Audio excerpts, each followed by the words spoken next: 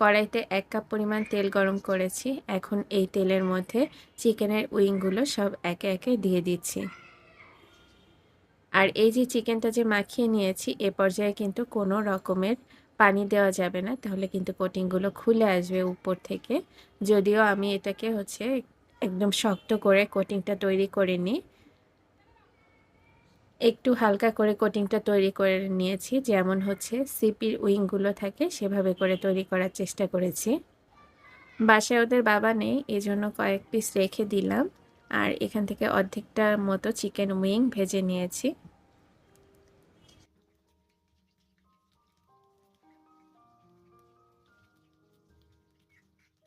তো এই যে কথা বলতে বলতে এগুলোকে ভেজে নিয়েছি।